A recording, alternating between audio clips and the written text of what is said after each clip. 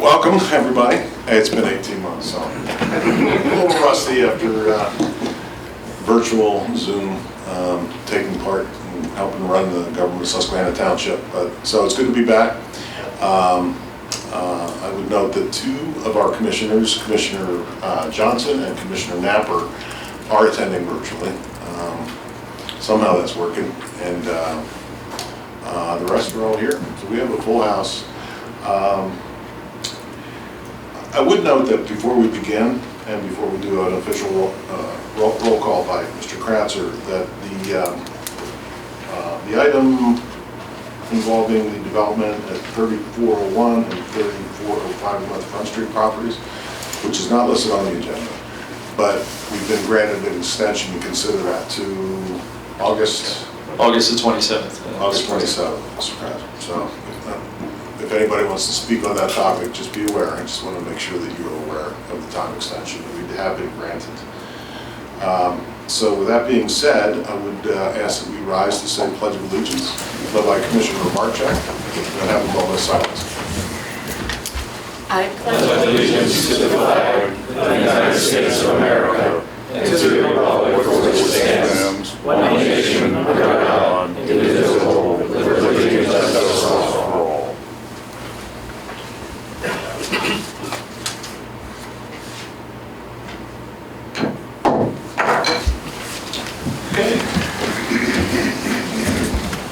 It is good to be back in person. We're going to start off with public comment. Does anybody wish to address the board tonight? Yes, sir. Please come forward to the podium. Do you want, my words are going to be spoken about Montrose Park. Do you want to hear them now? Now is the time in the meeting if you would like to say them. Right. Just ask that you try to keep your comments to 3 minutes and state your name and address first, if you would. My name is John Heaps, 3497 Green Street. There are 3 points I'd like to make about the development that's planned for Montrose and second. First, the type or design of the proposed development is incompatible with the township's comprehensive plan for Front Street. If one looks at the current development south on Front Street from I-81 to I-83, there is no comparable building in the proposed construction design, and that's with good reason. New and old buildings on Front Street look like an old residential neighborhood intentionally. Even the Pesci system at the Dixon Center has complied with this look. When it had multiple parking spaces, the system built an underground garage to maintain a grassy-looking front yard on Front Street. It did not elect to blacktop this area next to Front Street like the developer's plan.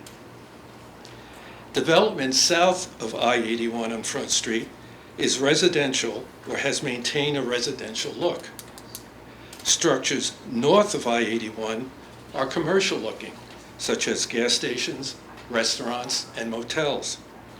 The current design building is more suited to the area north of I-81 than south of it. Second, many made a cogent argument for a traffic study that the commissioners agreed to. Equally important, however, is an environmental impact study assessing wastewater potentially released into the Susquehanna River.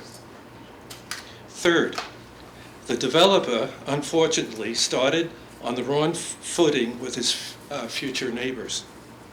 Disagreeing with neighbors cited in the deed could have been resolved with a frank and open discussion and not in a lawsuit. Moreover, the developer would have created a better relationship with neighbors if he had held a community meeting to discuss his project from the start. He could have explained the importance of having such a structure on this particular site and show how this place was the best, in his opinion. I wonder, however, if the developer is taking a suburban-like construction and placing it in an old developed neighborhood setting. In my opinion, the developer is making two site placement mistakes. First, the current design of Front Street places commercial-looking properties north of I-81 and residential-looking buildings south of it. Second, he intends to make a suburban-looking building in an old residential-looking neighborhood. Both moves permanently destroy the old neighborhood feel of Montrose Park. As you may recall from the workshop Zoom meeting, most Montrose Park residents spoke passionately about maintaining this area's residential look. Mature trees, walkable sidewalks and streets, and older houses are rare findings today. Put a strip-like building into this environment and it will irrevocably damage the core nature of Montrose Park. I don't believe Susquehanna commissioners want this decision to be their legacy for this fine old neighborhood. Thank you. Thanks, Mr. Reeves. Yes, sir. Yeah, I'd like to speak, please. Please come forward, take the podium, and name and address, and try to keep your remarks to 3 minutes, please. My name is Carl Schumann, and my wife Beth and I live at 3489 Green Street, approximately 2 blocks from the site on Front and Montrose, where Linlow and others propose building an office building that will include a dialysis center. You should be aware that my wife Beth filed a right-to-know request with PennDOT, asking for all PennDOT traffic studies conducted within the last 5 years for the area on Front Street between Vaughan and Edwin Streets.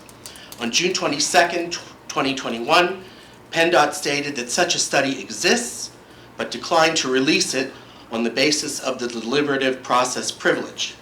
My wife filed a timely appeal with the Office of Open Records. On July 14th, 2021, PennDOT stated that it had in its possession a rough draft of a traffic study for the area in question. The study was performed by a private consultant. PennDOT states that it intends to use the consultant's draft for a safety study and again refused to release any documents. My wife's appeal is pending, and she has made it clear that she is not interested in seeing the consultant's conclusions, but is merely interested in seeing the consultant's underlying data. What is notable is that PennDOT is in the process of performing a study of the intersections in question, suggesting that it too has safety concerns about Front and Montrose. What is also notable is that PennDOT will not release the data to those of us most affected by the traffic on Front Street. One must wonder why. I would ask the commissioners, if possible, to table Linlow's waiver requests until PennDOT makes its traffic study public. I would also note that I have contacted the Chief Executive Officer and the General Counsel of Dialysis Care Center, which is reported to be the proposed principal tenant of the office complex. I have raised concerns about placing a dialysis center in a floodplain. I've also asked them if they are aware of local opposition to the plan, and if they are aware that Linlow is proposing a single point of ingress and egress, that it is seeking waivers relating to wastewater management, that ambulances and medical waste haulers may have difficulty accessing the property and navigating the residential streets where the dialysis center is to be located, and that local residents will be placed in jeopardy if the site is developed as proposed. To date, I have heard nothing back. In light of this, I would ask the commissioners to reject Linlow's waiver requests outright, or to place them on hold until more honest, objective, clear, and fact-based information is forthcoming from the developers of this site. Thank you. Mr.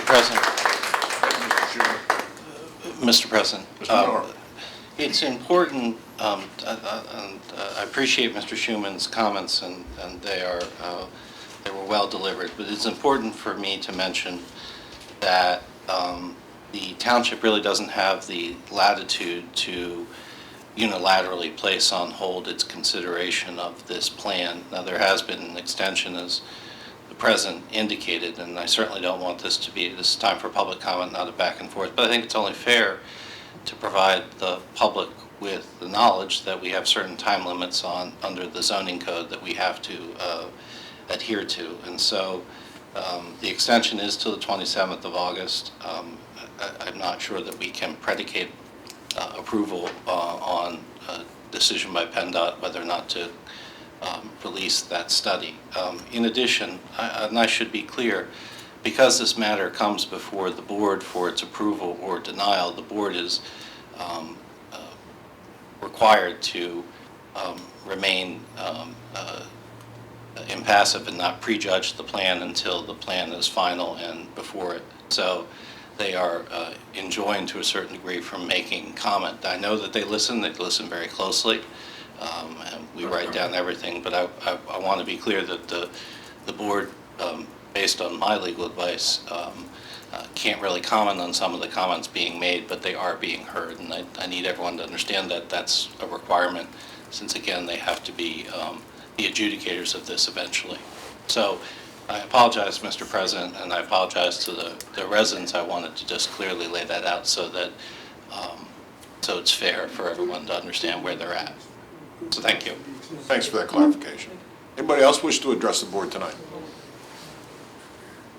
I would like to. Sure. Name, address, please, and 3 minutes. Hi, I'm Debbie Tramentine. I live at 205 Montrose Street with my husband, Michael Jeanette. And we remain very concerned about the traffic going through Montrose. This exacerbates it, but irrespective of that, we've got people blowing through the stop signs multiple times per day, every time of day. And I wanted to mention the idea that we should be considering putting a no left-hand turn during the same hours of the day that you can't turn left off of Front onto Montrose Street, because we are getting traffic from the interstate that's using it as a commuter avenue to get over to 6th. I know this because the woman that wrote the article in Harrisburg Magazine about the Montrose Street development actually saw our signs because she commutes through there from Hershey every day. So I just wanted to propose that. I'm not sure who's, I'm going to submit the same to PennDOT. I've spoken to them a few times and intend to continue doing so. I'm a little surprised to hear about this traffic study because the engineer from PennDOT from our district didn't mention that at the time. So it seems like that's likely a newer thing that's happening.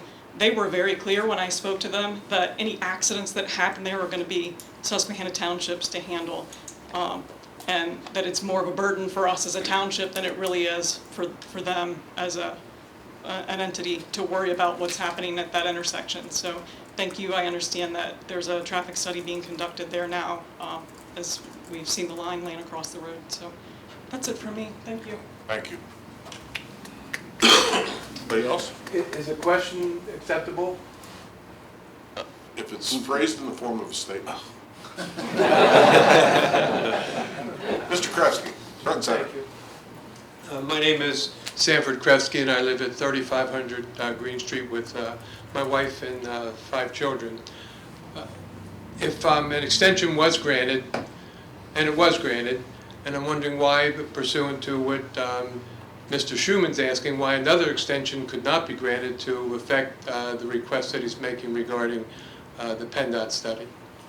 Mr. Kresge, I apologize. That would be at the discretion of the developer, because there are time limits under the zoning hearing code.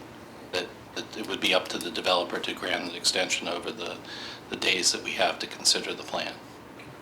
So thank you for your question. I hope I've answered it fully. Anybody else wish to speak tonight? Yes, sir. I guess one question. My name is Sam Levine. I live at 3501 North 2nd Street, corner of 2nd and Montrose, directly across the street from the proposed site. I don't quite understand and maybe we'll hear that this evening, what this the scope of the traffic study is.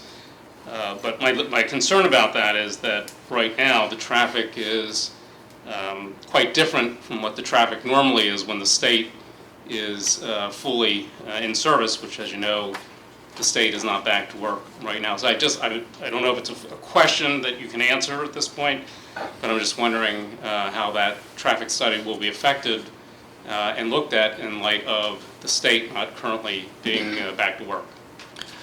Yeah, Mr. President, we'd be happy to address that issue, or perhaps Mr. Grubik could answer that. The item number F on the agenda this evening is a traffic study scope of work that will be discussed at that appropriate time, and will be the consultant for the developers here who will make a presentation regarding the components of that traffic study. Thank you. Anybody else wish to speak? Mr. President, we may have folks that wish to make comment that are participating virtually, so when you're ready, if you could just let us know, and we can... Or is there anybody in the queue? Yes, if we have Megan Carnes. All right, Megan. Hello, my name is Megan Carnes. Can you hear me? Yes. I live at 200 Montrose Street, within sight of the development that everyone's been talking about. And I would just like to emphasize that this is a beautiful walking neighborhood that has wonderful sidewalks throughout it, like really good sidewalks. And that's part of what attracted me to this neighborhood and why I decided to move here. And the property in question at Front and Montrose is one of a very small number of properties in this area that does not have full, beautiful sidewalks. And they've asked for a waiver to keep it that way. And I don't understand what the point of having a zoning code is if developers can just come in and ask for parts of it to be waived. We as a community have come together and said that we want developments in this neighborhood to have that kind of standard, to have shade tree standards, to meet these standards. So that's what the developer should do. I don't think in this development, or really any in Susquehanna Township, to be honest, waivers should be granted. As a community, we come together, make a comprehensive plan, and then that plan is implemented by you as a board through the zoning code, and then that should be what it is. Otherwise, what is the point of all that planning? What is the point of all that work if anybody can just come in and ask for exceptions? So that is my message more than anything else. No waivers on this or anything else, and build the sidewalks. Thank you. All right, thank you very much, Megan. Is there anybody else in the queue? I'm just going to go down a list of participants and see if they would like to speak. Eni Murphy, would you like to provide public comment this evening? No, thank you. Thank you. Jade Honey, would you like to speak? No, thank you. Jeanette Thomas, No, thank you. and caller 1, would you like to provide public comment? Okay. That is everyone on the Zoom call. All right, thanks, Madison. All right. One last time, anybody else wishes to speak on this or any other topic tonight before we move on to our agenda? Oh, very good. Thank you all for your participation tonight. Moving along, approval of minutes for June 10th, 2021 and June 24, 2021 meeting. Mr. President, I move to adopt, but then I have a question. Second. Moved and seconded. Question? Yeah, regarding June 10th, Mr. Kratzer, this is probably exactly what I think it is. There seems to be some formatting breaks in sentences. and so spaces, like page 3 and following. And I'm quite sure it's just a matter of formatting. My only question was maybe we're missing words. No, I think it's just a function of the conversion. I think the document was a Word document that was Sure. converted to a PDF, so I will make sure to That was my only thought, make that that. we didn't want to adopt something that was empty. But other than that, it's fine. Thank you. Thank you, Commissioner. Any other questions or comments? All in favor? Aye. Opposed? Motion carries. Dauphin County Local Share Municipal Grant Program. We have a couple of co-applicant requests. This is an annual program funded by gaming money, Hollywood Casino, through Dauphin County and the Office of Economic Development. We've been a partner with the county for probably a dozen years by now, and it's a very popular program in the county. And I think we have 3 requests from outside organizations that need a township or municipality to be a co-applicant in order to get the application reviewed by the commissioners, county commissioners. So we have 3 of those tonight. Is that right, Mr. Kreisner? That is correct, Mr. President. And the first up is ecumenical community. And Mr. Leader? Yes, sir. All right.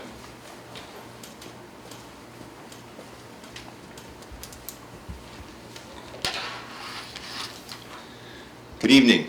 Hi. I'm Michael Leader. I live at 26 Shetland Drive in Hummelstown. I'm here tonight representing the ecumenical retirement community, and we've appeared before you before and for a sponsorship of an application for a local share municipal grant. We appreciated your support. And to refresh your memory, we are located at the intersection of Harwood and Wilhelm Roads in the 5th Ward, Mr. Pine's ward, and have been there for 25 years. We're a 501c not-for-profit organization that provides personal care, licensed personal care for residents, for seniors mostly. And we have served a lot of people from Susquehanna Township over the years, people looking for a moderately priced retirement community, and 70% of our residents right now are from Dauphin County.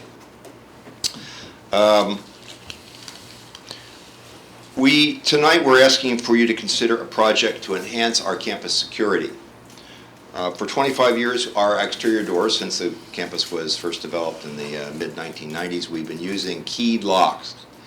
And that served us well, except when keys are misplaced or lost, or a resident or a staff member who has been issued a key leave and don't return their key, and we can't get it back. So we know we have probably have some keys floating around, and from time to time we have to change all the locks and rekey everything.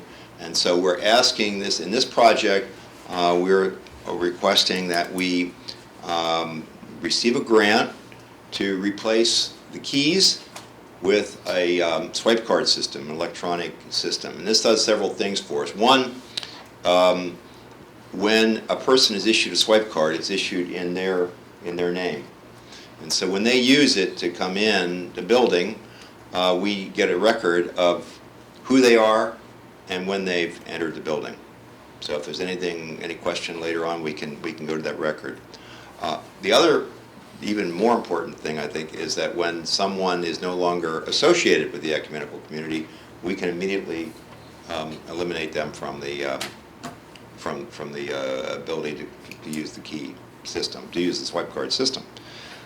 So there may be lost cards, but there's no damage done with the lost cards. So we have 23 doors.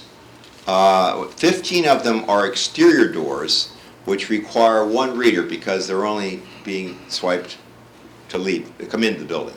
They can use a push bar to leave. But we're also asking for 4 doors to be secured with this system in our memory support neighborhood, which has secure doors. And because that is controlled both for ingress and egress, they need 2 readers. So the request is for, and the contract bid is for 23 readers for 19 doors total. 4 of those doors interior, 15 of them exterior. So we're asking, I have 25 letters of support. Can I give those to you, Mr. Sure, President? I'd be happy to. Thank you. And be happy to try to answer any questions you might have. Thank you, Michael. Does anybody have any questions, Mr. Leader?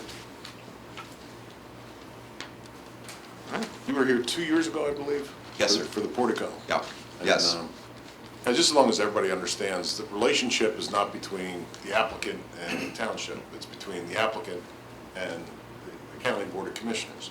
But we need, they require township involvement and support, community support, in order for it to be reviewed by the county. So that's why Mr. Leader and others may be here tonight. So, thank you for your presentation. Thank you very much. Thank you. Paxton Crossing HOA?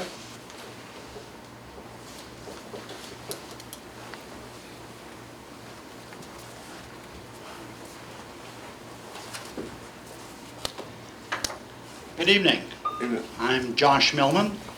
I reside at 1801 Apple Tree Road in Susquehanna Township for nearly 30 years now. And appearing tonight as a resident of the township, as someone who cares very much about the environment, particularly about our resource of Paxton Creek, which we know has fallen in disrepair. And you know, you've heard about this last year about this time as well. But also as part of a group that I have been pleased to have founded, or be one of the co-founders, called Regenerate. This is a volunteer group of people primarily in Dauphin County or in the Harrisburg area, but some others in central Pennsylvania, are looking for large projects that we can make a significant contribution to our area to increase the vitality and the vibrancy of the Harrisburg area and the environs beyond it, the communities of Cumberland and Dauphin County, which of course includes Susquehanna Township. We have about 40 people that are involved that we've been meeting for the last 18 months to talk about how one regenerates, how one looks at the world as expanding capacity rather than just going around and solving problems that we find and then go on and wait till the next problem shows up. I think if you start looking at expanding capacity, making this a better place to live, then a lot of those problems will take care of themselves or get wrapped up in some of the expansion. As a group, we've been looking for a project to start with, a model project that would have a large positive impact. And we were fortunate when Brett Peters joined our group and said, hey, I've been toying with this project and working with a local HOA in Susquehanna Township to try to do something a little bit more than repairing the Paxton Creek upriver from Wildwood, but turning it into a multi-use greenway as a resource that would help the entire township and as well as Susquehanna as well as Lower Paxton, and have implications as to what might happen as it goes into the city of Harrisburg, and implications as to how other communities in central Pennsylvania could take those creek resources that we have and turn them into something that's an asset to the community rather a headache to the local abutters, and those people have to come back every 20 years and fix the size and the erosion and have to answer the EPA problems about what's going into there as well. So our group has taken this on as our first project. We fortunately, and some of you might have been aware, we had a workshop a couple days ago with the Paxton Creek HOA and some others, including the stormwater manager for the township, Madison Smith, and some other people in the county, to talk about what possibilities we could see and what we were planning to do based on some of the stuff that we've learned at some of the input we got from the residents, is to actually bring this to all the HOAs. And as we started looking at what that creek looks like, and I'll give you a very quick presentation shortly, the tributaries in Paxton Creek just about covers the entire township. So this is a big impact Goes way beyond what the HOA is looking for. They're very concerned about what's happening in their area, but I think it's an opportunity to really make a very positive impact and make our community a whole lot better place to live with. And not only do we enjoy that, but I'm sure it'll also help property values, and everyone's interested in that too. Anyway, Brett's going to give a short presentation, then we're going to have someone speak from the HOA, and then we'll have questions at the end. Thank you. Thank you, Josh. I'm just holding this up because this was actually from the workshop 2 days ago where we had members of the public figuring out where the tributaries went and having sort of sketching exercises to help acquaint people with how mapping works and how swales work and how all the drainage works. It's nice to see all of you in person. This should be familiar to you as the group actually supported this last year. We were not funded, and in the debrief, we were not funded because we did not have any matching funds apparently. So one of the reasons we're here is to ask you if there may be some opportunity for matching funds.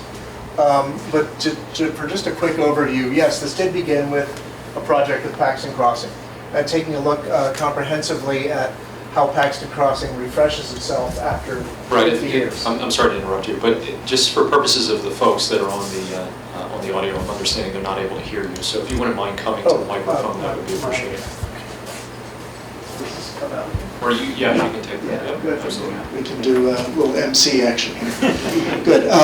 So this project began several years ago working with Paxton Crossing, which is one of the earliest developments in the area, and it's 50 years old, and they were looking for ways to refresh and reinvest in their housing stock and also the landscape there.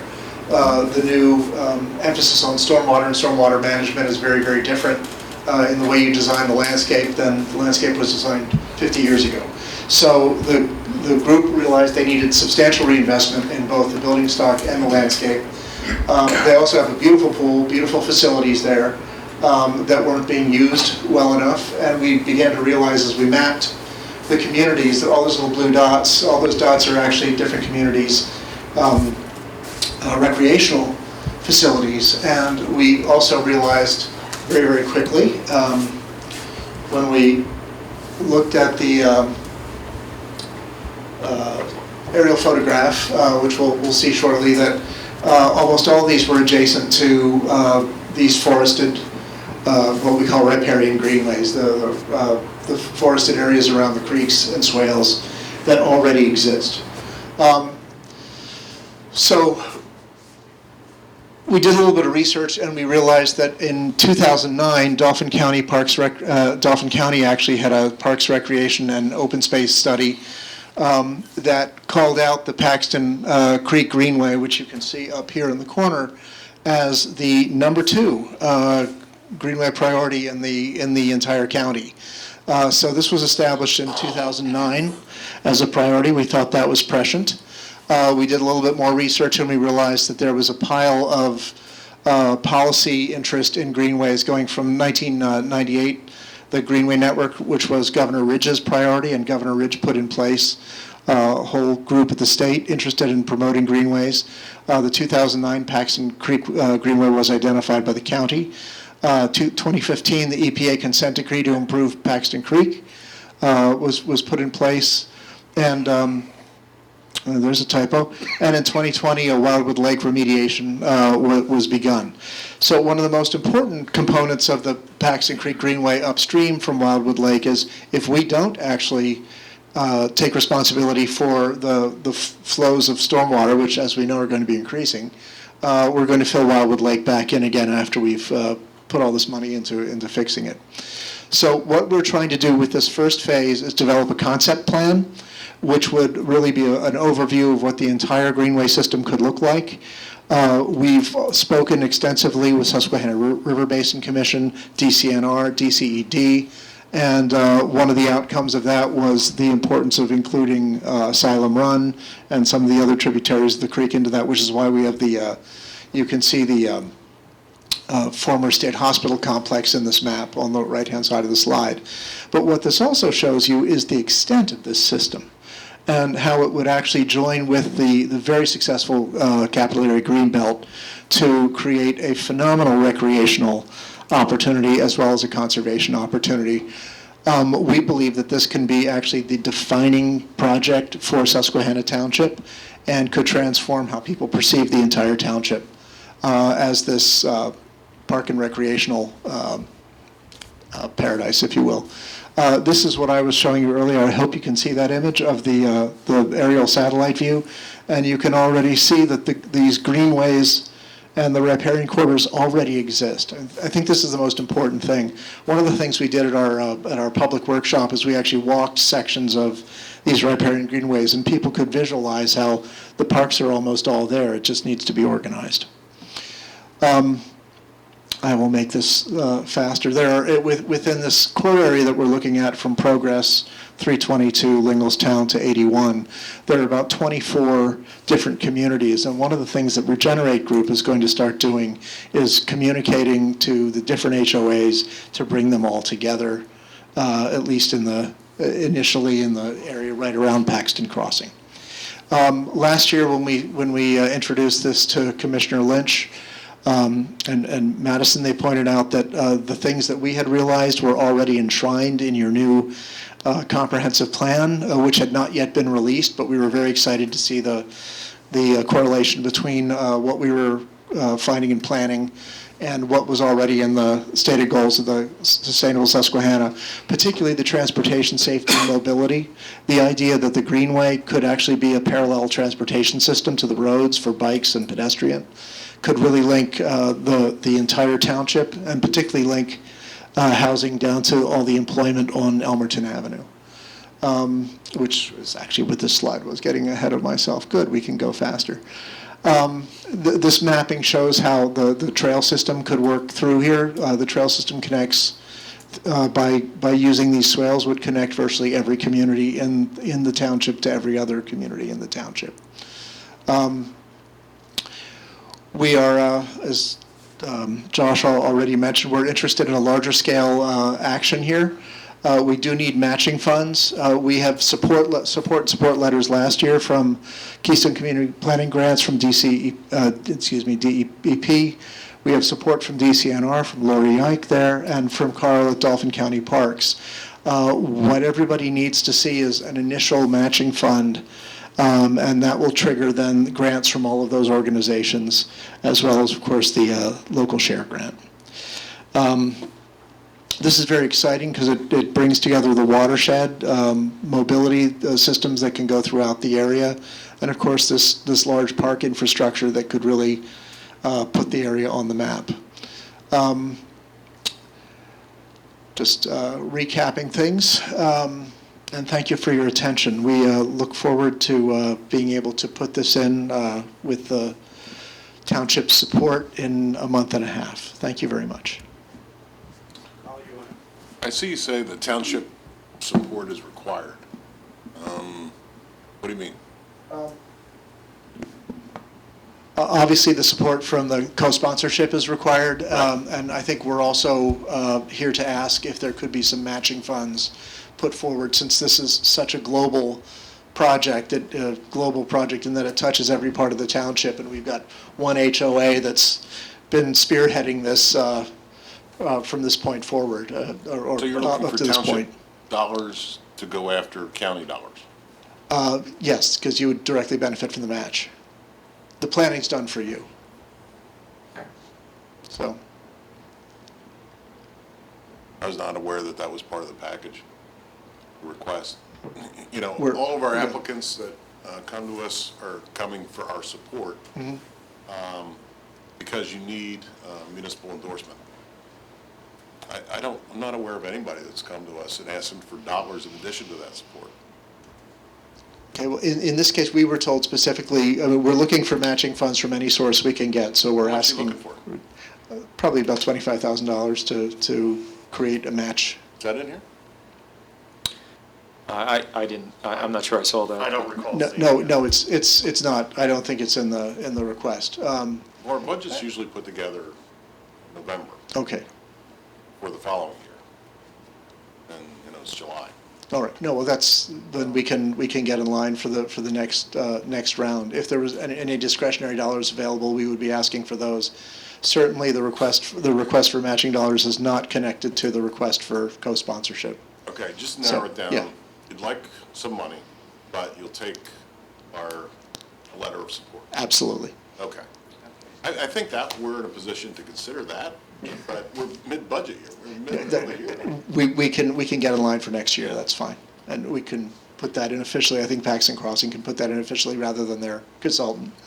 So, but thank you very much for the clarification. All right, thank you. Carl, do you want to speak?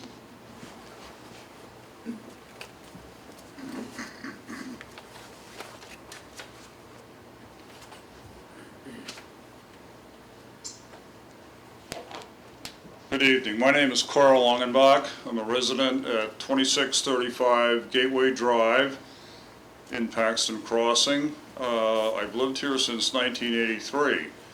And for that length of time, it has given me the perspective of what has occurred not only in our neighborhood, but in Susquehanna Township. And I would just like to echo and emphasize from a residential, as a resident's perspective, what Josh and Brett had to present. This is not necessarily about just our development.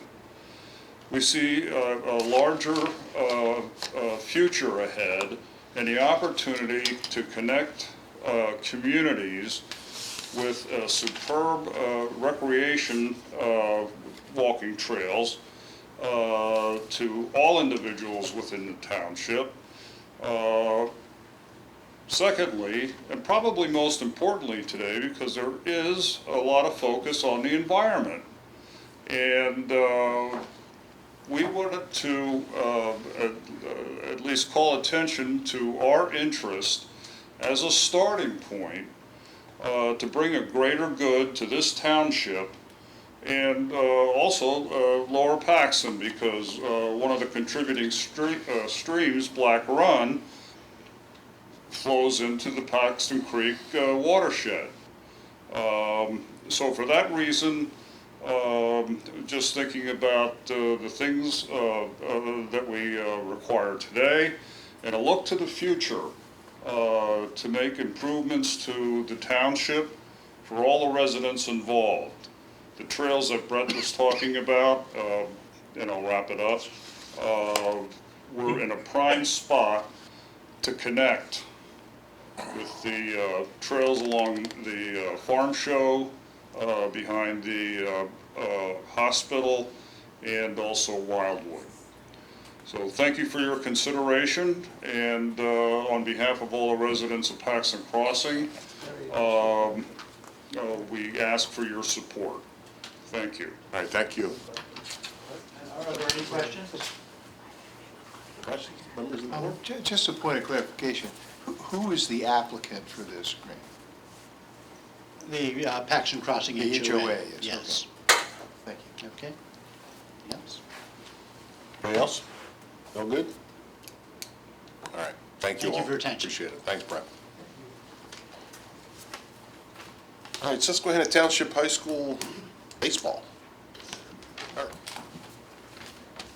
Hey, good evening, ladies, gentlemen. My name is Kenneth Connor. I do live at 305 Oak Street. I'm here, I was here 2 years ago, just as nervous then as I'm now. No, here to request expansion on the safety project that we were able to have last time I came, and I requested a $30,000 from the gaming grant. They awarded us $14,000, stretched that out as much as possible. We were able to, I'm not sure if anybody has gone by the field that is on 801 Wood Street, behind the middle school. We were able to put up safety netting 40 feet high. And with only because of COVID, we weren't able to play 2 years ago or last year. So this year was the first year. And even with 1 year, we noticed a great improvement on balls not traveling out as far. Even the summer programs, I touched with the Legion coach and the senior teamer, and they also noticed a big improvement on the safety factor, balls not going out. So I'm here to request a little bit more going there to expand it another 40 feet down the line for expansion so that the safety can go a little bit more with, we have adjoining fields with soccer above, so that would help control balls possibly going up there and also going down the road, down the right field line, expanding down, so it'd be an extra 40. Right now they go 40 feet down. They're 40 feet high, 40 feet down the first base and third base line. We're trying to expand it down another extra 40 feet to make it 80 feet. Again, 40 feet high.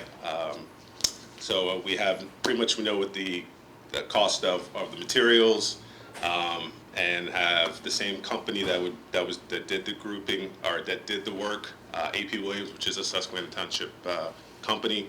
They did the work, so they would gladly do the work again. And that's about it.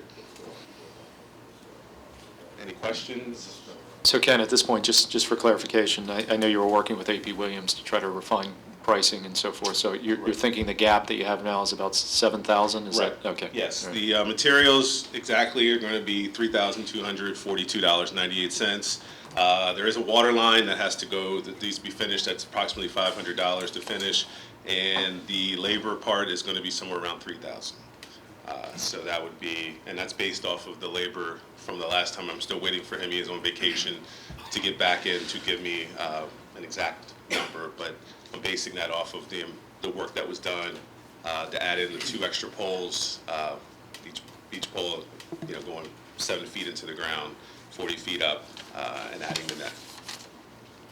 But yeah, it definitely increased the safety aspect. That was the biggest part of it, is making sure that with baseballs flying around, one time would be one time too many for someone to be injured. So if we can help protect that as best as possible, so that is why we're doing that, and that's why the extension of the 40 feet down each line to make it 80 feet would just greatly increase the safety of spectators, of cars, of houses in the neighborhood, or on the left side on Wood Street, and also of the adjoining sports that are happening up on the field above. Okay, so what's the total request, Ken? Right, it's going to be right around 7,000. Right now, I'm hoping, as soon as I get back the exact number from AP Williams, I'm looking at right now $6,742.98. That's $3,000 for the labor, $500 to finish the water line. That's more to help in the summer with summer baseball, to help with the field, and then the materials for the 2 poles and the 2 nettings that have to go up is $3,242.98. Gotcha. And we already have all of the hardware for it, so we wouldn't have to buy any extra hardware. So that would just be just the pole and the netting. Okay. And is this on behalf of the school district, or? This is adjoining because this is a beneficial of the school and for recreational baseball. So this, like I was saying, the Legion baseball team and the senior teener baseball team use the field in the summers. And they also, like I said, I spoke to both of those coaches, and they greatly, and I saw a couple games, don't get me wrong, and it just greatly, foul balls are still going to go above, but it greatly decreased the distance that they're going to go. So balls going back and to the side can still get to the road, but it decreased, I would say, from the old fencing to this one, easily over 50% of the balls are now being kept up. So that is the main purpose of this, is to keep the safety around the baseball field as safe as possible. Guys, have any questions? Yeah, I have the same question. Who's the applicant? Is it the baseball association, or is it the school district? It's a school district, like we did last time, the Susquehanna Township Baseball. Yep. I do have a question. So is the ask for the entire amount of the project? Yes, because unfortunately, and there is a gentleman back there that knows how much, unfortunately, they do not provide us with a lot of money through the school district. So this is to just, they prioritize, and we are unfortunately not a high priority, but this is to just expand, like I said, the safety, but they do not. And it does sound like a good project, because it also protects the neighborhood too, the homes and the cars in that area. So the last grant you had, you obtained successfully. Mm-hmm. Did you obtain the entire amount from the county for that as well? From what I requested, or from what? were Did requested. you supply matching funds? No. Okay, so my question is not for you, I guess it's for the county or the solicitor. So why do, the last applicant said that they were turned down last time because they didn't have matching funds, and they're asking the township now for matching funds so that they can comply with the county's request for the grant, but other organizations don't have to provide matching funds, apparently. I believe that. And this is not directed at you, sir. And it's, you know, nothing against your project, but I'm just comparing the two applicants here, what I'm hearing. Commissioner Barczyk and Dave may have more information. I believe that the last applicant is applying for certain grant funds that are not gaming grant funds. They're over and above that, and they require matching dollars. Okay. Gaming grant funds are different, and so I understand this applicant is asking for gaming grant funds, which don't require a matching amount. But I think that if I understood Mr. Peters correctly, he was asking for our approval for gaming money, but also county dollars that would attract other grant funds from other streams that do require a match. That's all. I understand that. Yeah. Yeah, there's nothing within the guidelines that require any match. So to the extent that Mr. Peters was communicating that the county was requiring a match for that project, that again, there's nothing that programmatically that requires the match. But that's what they told him. But perhaps that's what he's communicating is what was communicated to him. All right. Thank you, and I do support your concept of just comparing the two.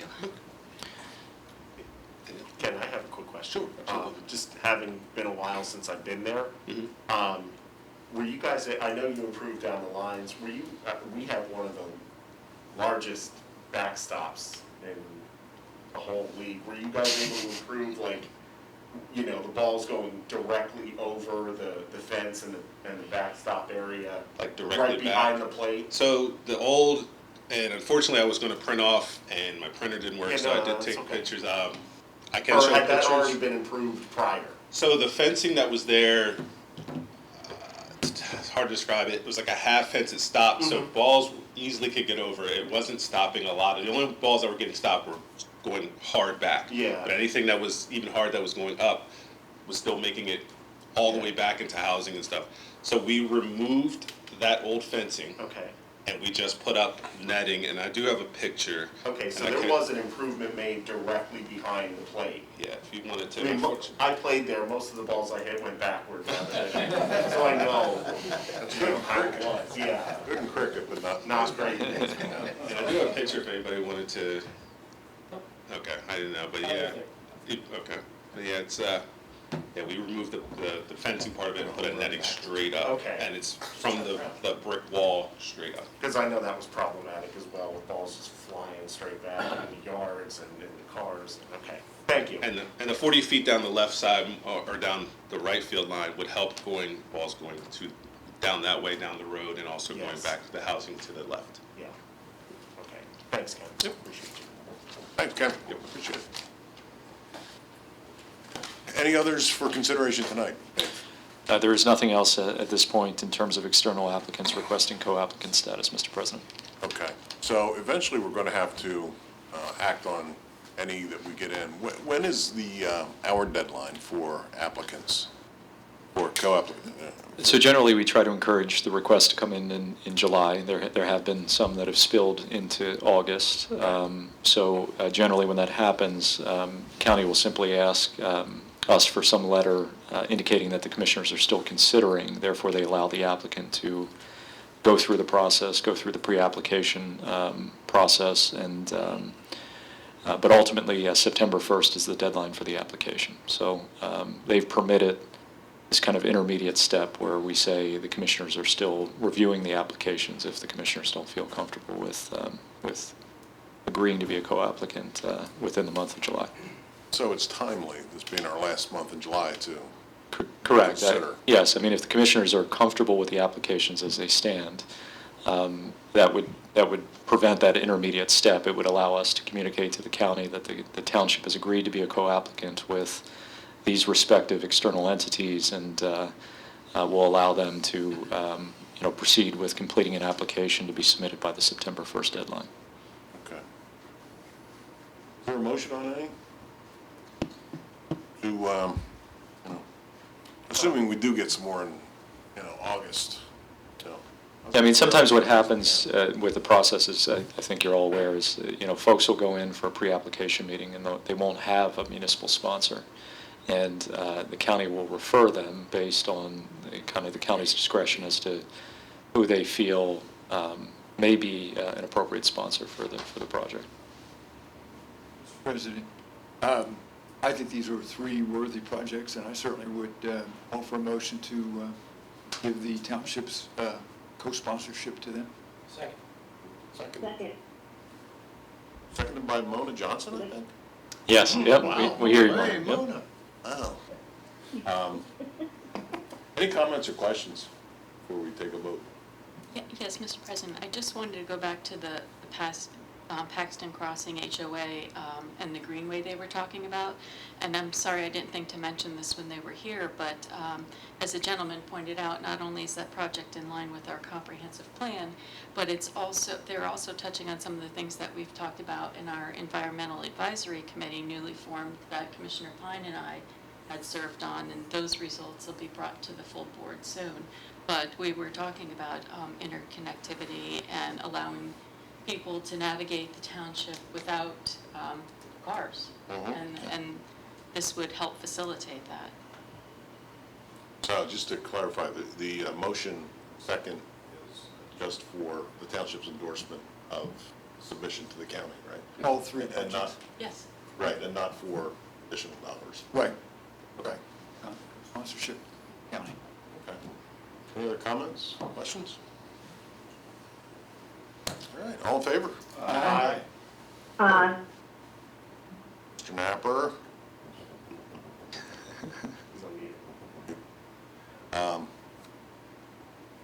All right, so motion passes, and Dave, you'll communicate Yep, with the absolutely. applicants, Yep, please? yep, will do. Thank you.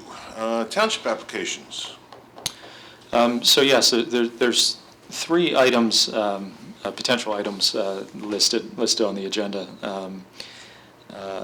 Just to provide some background, so the guidelines this year actually specify what a recommended maximum amount for a municipal entity would be. That's a non-contiguous municipality, which we're a non-contiguous municipality. So that amount in the guidelines is $150,000. So recognize that that's somewhat limited based on the at least the preliminary cost opinion that we have for the playground renovations at both Edgemont and Stabler. Those came in a little higher than what was initially contemplated or expected. Dave, is that 150 per project or total? It's 150 per total. So 150 total? 150 total, yes. Okay, thank So, you. and that's generally consistent with what we've been awarded in past, cycles. We've gotten anywhere from 150 to about $200,000 with prior applications. Again, there's three potential purposes for an application or potential projects that could be incorporated into a single application. As I said, the first deals with playground renovation at both Edgemont and Stabler. The equipment at both of those facilities has, I would say, reached the end of its useful life, and there are some just not hugely pressing safety concerns, but some concerns with some of the equipment that's currently out there at both of those facilities. Doug has been just kind of incrementally going through and doing an assessment of all park and recreational facilities, again, evaluating both the condition of facilities as well as the safety components associated with facilities. So these are two that that rose to the top. Edgemont in particular, I believe, has been a point of discussion and was kind of contemplated even as far back when you were talking about Veterans Park and kind of prioritizing playground improvements. So needed projects from a township perspective. Obviously would be great additions to both of those great community facilities. The second item is related to a lease payment or a debt service payment for a project that we had pursued 2 cycles ago. And this relates to the replacement of portable and mobile radios for both police and fire. And the third is the Uptown Infrastructure Project, which was both a sanitary project and a stormwater project that was funded through the Dauphin County Infrastructure Bank. And that's something that we have also sought funds for in the past to offset debt service. Recognizing, again, the kind of programmatic recommended limitation of 150 and where we're at with the playgrounds, and those scopes are by no means refined. There's still going to be some discussion at the RAC. I'm sure individual commissioners have perhaps desires for each of those facilities. So we'll absolutely engage a number of folks in kind of refining that scope. But recognizing that as it stands now, the total of that is $177,000, which is in excess of the 150. The recommendation from a staff perspective for this cycle would be to submit an application consisting of two projects. First would be the Public Safety Portable and Mobile Radio Project. 2 cycles ago, we had received $175,000 for that. Our lease payments, our annual lease payments, are about $103,000. So we still have on hand about $72,000 of money for the 2022 lease payment for that project. So at this point, there's about a $31,000 gap in terms of what we would need in order to make that lease payment. So we would propose to close that gap. So request about $31,000 of the $150,000 for purposes of the portable and mobile radio project, and then take the remainder of that $150 and put in for the rehabilitation projects at the two playgrounds, which again would likely not fund both of those projects, but would get us to a point where we'd be in a much better situation to be able to advance those projects. And to hold off this year for the Uptown Infrastructure Improvement Project debt service. So that's our recommendation from a staff perspective. Again, if the commissioners have a different perspective or have different projects, obviously, now is the time to raise that. But those are, 2 worthwhile projects from our perspective that would be appropriate for the funding program that we're looking at.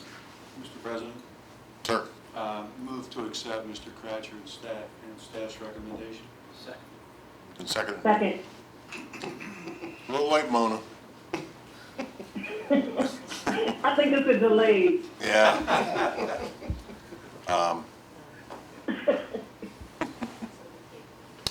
Anyway, moved in second. Any comments or questions, Mona? No, I don't have any comments or questions. All right. I think there were first. I said I didn't have any comments, but then I'm going on to say that I certainly appreciate our new recreation director for including, or actually getting out there and looking at our parks and seeing what's needed to be done. So I want to thank him for that. So that's my comment. All right. Thank you. Good to hear your voice. Thank you. Anybody else have anything they'd like to? Was it 119 or 120? So it's for the parks portion? Yeah, roughly. I mean, whether we round just 120 for the playgrounds and 30 for the lease payment, it would get us close to covering that gap on the lease payment, and then we would have a substantial sum of money to advance these rehab projects at the playground. Thank you. All right. No other questions or comments. All those in favor? Aye. Aye. Opposed? Motion carries. Thank you so much, Commissioners. Thank you. Next up, item F, 3401 and 3405 North Front Street, traffic study, scope of work concurrence. Good evening, Commissioners. Evening. How are you? Greg Rogalski, Susquehanna Township resident. I'm here in my capacity as a Vice President with the Pannoni Associates representing the plan on North Front Street this evening. So we're here in front of you to discuss specifically municipal board concurrence with our proposed scope of work for a traffic study. I believe, as the board is aware, the subdivision and land development ordinance has certain requirements contained within it when a traffic study is or is not required with respect to a potential development. In our particular case, we actually are less than the square footage that is required. So there is a secondary component of the subdivision land development ordinance that does allow the board to request a traffic study in cases where they believe that there's a significant impact potentially. So where we're here this evening, we had generated a scope of work. Essentially, we haven't done the study, but we have what we're going to do, presented in a letter to the board. We're asking for the board's concurrence with respect to that letter. That letter was submitted through staff as well as Engineer Grubik to obtain their concurrence as well with respect to this particular thing. It's our intent, of course, moving forward, if indeed we were to get concurrence from the board this evening, to perform that particular study, and then we would be back, as people have mentioned, extension has been granted. There are plan revisions in the process, which include the redaction of some of the waivers that we had previously submitted, and present a final plan to the board. So we're not at the point here tonight that we're have that has not been submitted to you yet. Some of those revisions are ongoing as recently as Monday of this week. So we're continuing to work towards a final plan submission for the board that hears the concerns of the residents as well as some of the concerns of the constituent members as well. So I also have in the audience with me Lowell Gates of Linlow Properties. He is the developer. I think just for clarification, and the board should be aware that there's actually 3 parties to this transaction. There is an ownership component. Mr. Gates is the developer who's developing the project, and then there, of course, is the people who will ultimately utilize it. So a lot of discussions have been had about the developers doing this, the developers doing that. Just be aware that there are multiple parties engaged in this particular process. So I will be happy. Certainly the letter, I believe, has been distributed to the board. With respect to the scope itself, generally it's a 3-part process. Number 1, we'd be looking at the actual generation of traffic that's coming from the facility based on national data as well as accepted engineering practice to determine what that generation of traffic will be because of the facility. Item number 2 is a trip distribution, figuring out where people are likely to go when they use the facility, how they're going to get there, how they're going to leave, as well as a 5-year crash history. We look back 5 years at both reportable and non-reportable. I thank Chief Martin for providing the non-reportables already, so we have that information. And utilizing data to one point related to, we are actually not counting data. We're getting data from locally or readily available sources, and it is pre-COVID. So in order to identify that gap between, certainly there's been traffic reduction during the last 2 years or whatever, year and a half. We're looking at using 1999 data. I'm sorry, 2019 data. In addition to that, the county is also supplementing some data at their own discretion, and that isn't true. You'll see a counter out there today on Montrose, so that is where some of that data is coming from. So package that all together, it's our intent to take that readily available data as well as what we've kind of combined and compiled, put that together in a report, and then provide that with the board in our resubmission when we come back to the board here in August at some point in time. So that is a request. Once again, I think what we're looking for this evening is the board's concurrence with that scope of work only, and then we move forward with the study and the plan revisions to come forward at a different time and place in August. Do you have any comments, or? Well, just for the benefit of residents who are here and obviously interested in this, because we received this recently, and they have not seen it, just so they're aware of what we're voting on. I'm just going to name some of the streets in the study because you mentioned studying intersections and traffic volumes, so they have an idea of the extent that it would be covered. North 2nd Street, Bergner, Front Street, 6th Street, Vaughn Street, Montrose, Front Street between I-81 and Vaughn, Edwin. So those are the areas that you'll be reporting on. Correct. With the items you mentioned, traffic counts and accident histories. Correct. And Commissioner, to the extent that the board concurs with the scope, we'll also make sure that it's posted online. We've been periodically putting updates online regarding the project, recognizing the interest. So. Thank you. If I could just make a comment, Mr. President, regarding the scope.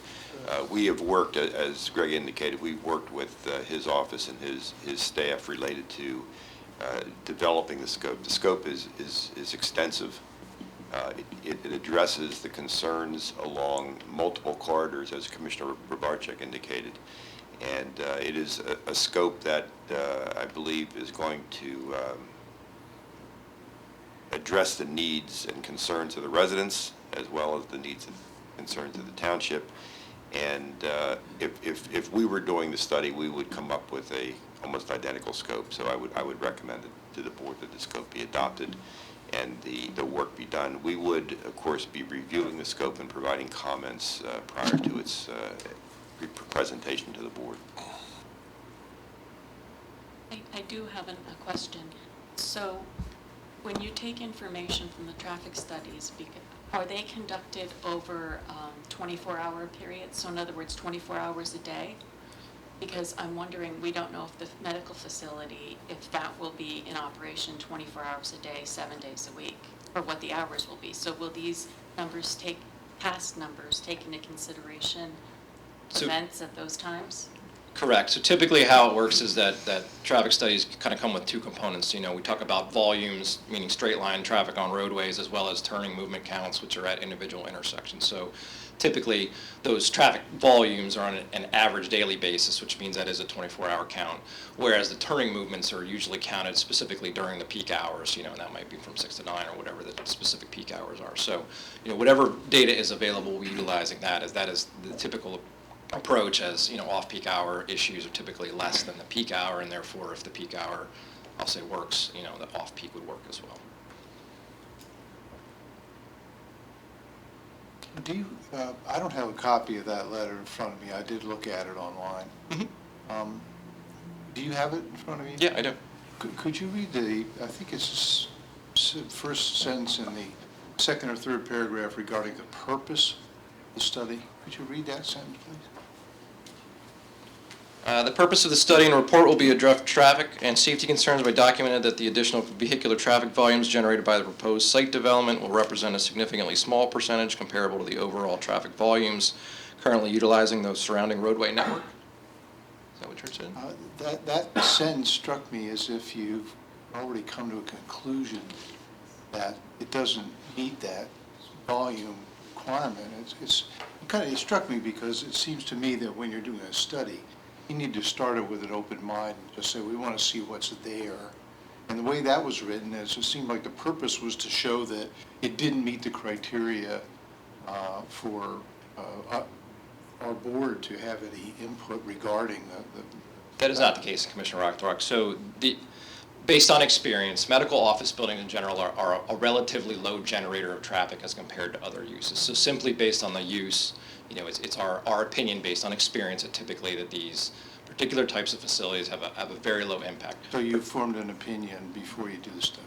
I think of anything, as soon as we know anything about the project, we form an opinion. There's certainly a case. But I have not drawn any conclusions related specifically to the traffic itself. That's why we're performing the study. Okay, well, that just really struck me when I read that your purpose was to prove a particular point rather than to simply look at the evidence.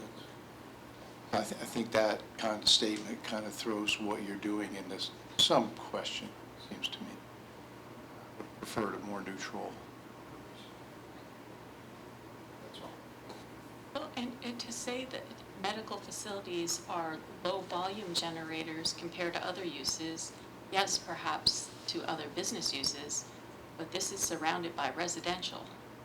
So we have, it's a residential neighborhood. When you're talking about a business, they're generally in these facilities, for instance, these dialysis facilities are usually in a business park.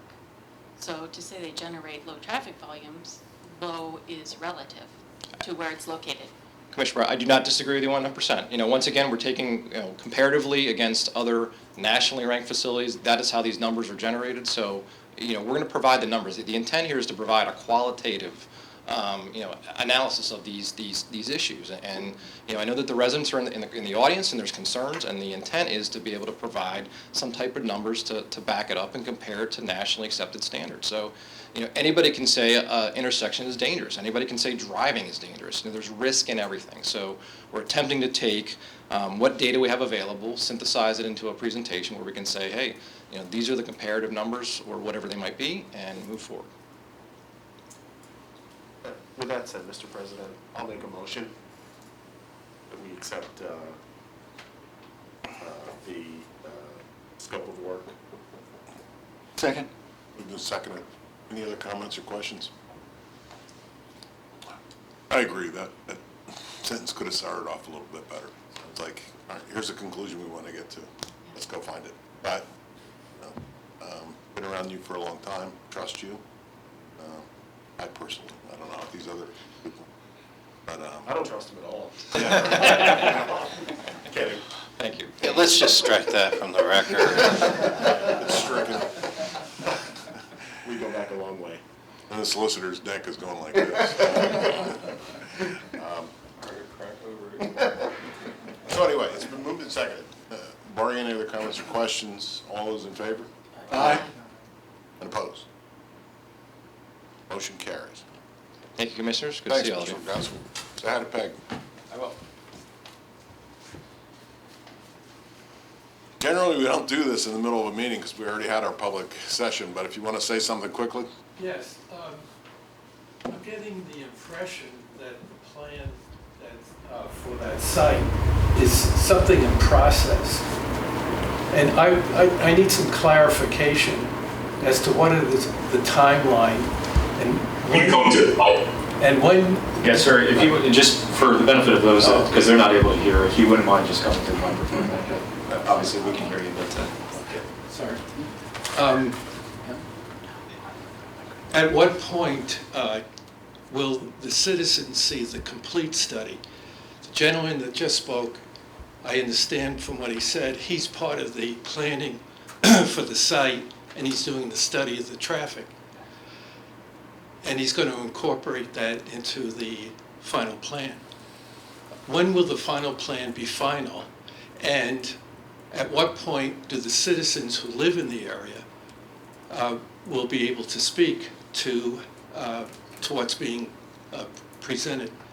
And will we have advance notice of that, or will we have to show up at a meeting like this where you will be making a decision at that night, and that will be our only input? I would hope that we would have the plan in advance so that we could study it and then come with some prepared remarks. Thank you. And if I may, Mr. President. Sure.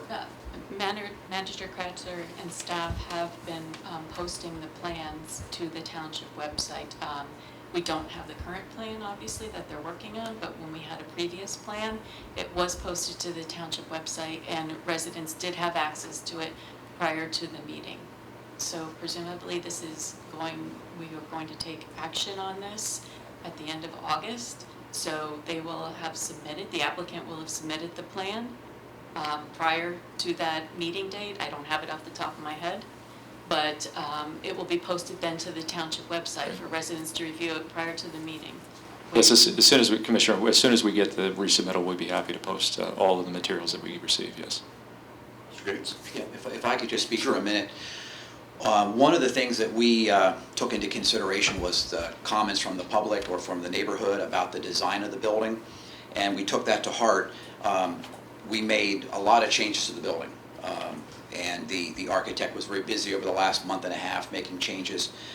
We think that we've come up with, I think, a very good building design, and I'm mostly speaking about the exterior, the roof, the facade, that will fit into the neighborhood. And I think much thanks to Jeb. I mean, I think he and I worked together on it, and the architect. I'm not a very good designer, but if I may, I brought along a bunch of copies, if I could maybe just pass them out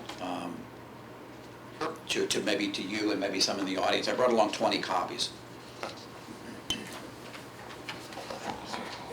Yeah, some have color and some don't, but. Greg, do you have any idea when you'll be making a resubmittal to the township just on that issue? Yes, Mr. Kratzer. So once again, we're in the process of preparing this. We just got approval tonight, so we need to prepare the study and get it back. I would like to think we would potentially be at the second or the August 12th meeting. I do have some reservations because we are still collecting some data, but I would think that obviously I think we will be in for the second meeting in August no matter what. Okay, thank you. Greg, if I may, I have one other question. I don't know if you can answer this, but it's something that residents have been asking me, and as a person on the project, you may know the answer. You noticed a discrepancy in the lot size between the deed and the last plans that were submitted? Yeah, so- Are you able to speak to that? I am, actually. So we received that comment from the township. That particular survey was done when there was snow on the ground, so we went back out, we located 2 additional pins to kind of relocate the right-of-way of Front Street, which actually pushed it further into the lot. So part of the plan revision that you're going to see when it comes back in is, we obviously had to move the parking further into the lot as well. There will be sidewalks shown along both Bergner and Front Street, as well as all 4 sides of the property. There will be street trees shown. And so once again, there will also be a second means of egress and access to eliminate some of those waivers. So we have indeed listened. We are attempting to eliminate as many waivers as possible for the plan, and I believe that there will be a different reaction, I believe, to the current plan. Just for members of the community, as Commissioner Barczyk, I think, rightly pointed out, and you heard Engineer Rogalski indicate, they will try and bring the plan in by the 12th, August 12th meeting, but if they're unable to do that, they will bring it in by the second meeting, just before the 27th, which is when it's being considered. Staff will post those when they're received on the website and I'm sure be available for inspection. And in addition, with regard to the traffic study, that will be reviewed, as will the plan, by HRG, and if there's any issues, disputes, concerns, additional matters, both staff and HRG will review that. So that's the process, and I just wanted to amplify Commissioner Barczyk's comment so that there's some clarity about how this is going to proceed. Is that correct? Yes, sir, and I believe that the submission deadline was a week prior to the meeting in the past. We would be obviously adhering to that, but we are working on getting some more things together before we make that submission. And I'm sure that you understand the community would like that to be a week and a couple days if Sure, possible. I do understand it. Thank you. We will do our May I best. ask a question, a legal question? At what point when they're making these changes? They Debbie, would you mind coming up just because?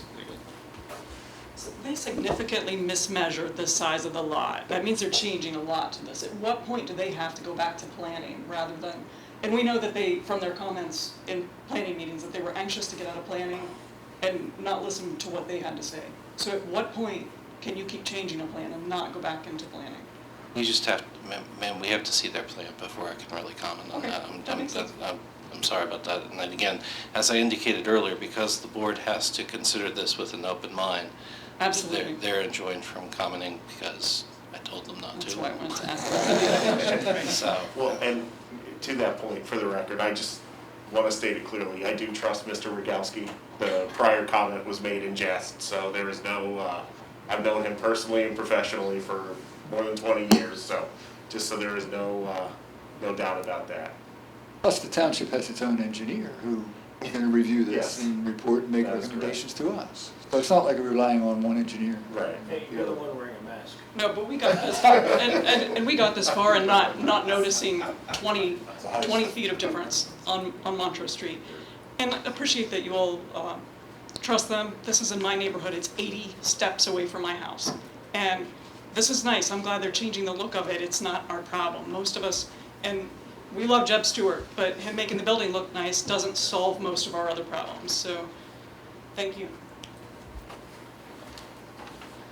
Okay, we have a motion and a second. Any other comments before we vote on concurrence? we voted. Did we? We did. We did? I think we did. Yeah, we did. Okay. Well, Mr. President, if I may, just a Yes. brief personal anecdote. Just 2 nights ago, I saw a father with 2 young children walking across Front Street, across that lot. So, sidewalks would be wonderful. Okay, since we already voted on that. Susquehanna Union Green Financial Security Release, number 8, the amount of $80,269. I can take that, Mr. President. As you know, the Susquehanna Union Green project is well underway. They have been very diligent in getting the work done on time, and the current request for reduction financial security adjustment number 8 is in the amount of $80,269. I would recommend its approval, and Kat Wilsbach from the Bartown Group is here tonight if you have any questions of her. You know how to clear a room, Bob. You know how to clear a room, Bob. Bob and not me. Yeah, it's coming down to the wire here. We're all going to go to If Mike and I leave, you that's right. Or the coolers. No, I did not. All right, so Mr. Rubik explained. Do you have anything to add to that, Kat? Oh, yeah, I mean, first of all, we just want to appreciate it. This is you're the first in-person meeting for a while, so we appreciate you guys working with us through the entire situation that is and continues to be COVID. We've obviously had a significant amount of reduction. This is our 8th reduction on the financial security. A lot of that is, things that aren't super visible to the naked eye out there. There's been a lot of dirt moved. Included in this financial security adjustment is all of our E&S controls, which are for the entire 58-acre parcel. There's also, a lot of storm pipe, a lot of underground storm systems installed, and everything, and an amazing, kudos to York Excavating for working through the pandemic. But so we're at a point where now you guys can see the things we're asking for reductions for. So our current reduction, our last 2 reductions have been really involving, the street-based, the stoning and grading of the streets that you see going in, the paving of the streets. And now if you go out to the site, then you can also see that actually the form work is in for the sidewalks, so they're going to be pouring the sidewalk, all the curbing is in. So all these things are happening, and we do foresee the street trees and topsoil coming into the fall planting season. So we just appreciate you guys working with us. If you have any questions, we love having people out to the site. I especially love it, in the summer and fall. But we are, we appreciate. President Lynch was at our groundbreaking for our single-family homes. I think as it relates to our interest in the single-family homes, it's currently Landmark's most popular development on any shore in any county. They've had a significant amount of pre-sale interest, and so I think that really complements just the collaborative approach our designs had. So if you ever have any questions, please reach out. If you have any questions now, I'm happy to answer them. Kat, I do, and I don't know if it's a question for you or for Bob. Is the signalization going to be one of the last things that happen? That will be the last thing. We're still awaiting the highway occupancy permit and the signal permit, Commissioner. As soon as that's done, and as you know, the signal that is there now will have to be relocated. Of course, yeah. So yeah, that will be one of the last things. And I was things. thinking up farther on Progress. What's the street across? Garrison. Garrison. Yes. That's more what I was thinking. Commissioner Clinton, we would like for it to go in any day now. But yeah, we are in PennDOT permitting, waiting on that permit. And actually that letter of credit is through Dauphin County Infrastructure Bank, and that funding is happening through that entity with HRG and Mr. Rubik's firm, overseeing it. So this FSA actually isn't directly related to that. And we'll get our time. Kat, I have a question too. Yeah. I've been asking Bob about this for a while, but the sidewalks, I'm trying to visualize them. I know you're putting them in across Linglestown Road now. So is there a slope to them?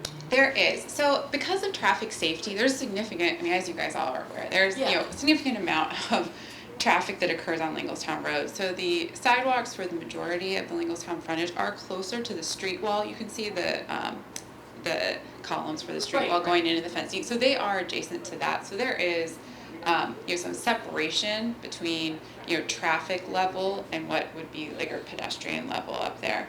And there will be plantings and other items that would prevent, that would enhance safety in that regard. It does, because I don't know if you guys have noticed, but the property to the east at Sturbridge, that sidewalk is adjacent to the roadway. So as you get closer, and actually as the grade kind of reduces going to the east, it does slope back down and come closer to the road. So I guess my question is then, when you're approaching that sidewalk, So do you have to go up steps, or is it just a There- slope? What you will see when they finish the corner design, and the current, we are here in, you guys will see me on Monday at the Planning Commission for Phase 3 as well.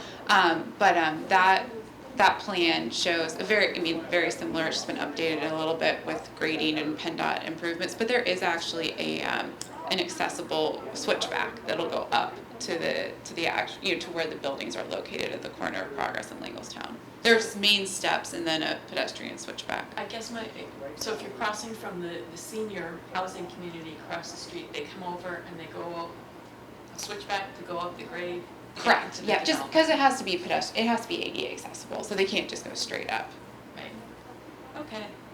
Yeah, because that was a concern from the beginning, like from the very beginning, like getting access for those residents. Yeah, safely. Correct, and that's why we did. With their walkers going up that grade. Yes, ma'am. That's what I'm picturing. Yeah, that is But- unfortunately just due to the elevation change. Okay. What the kind of what the topography requires.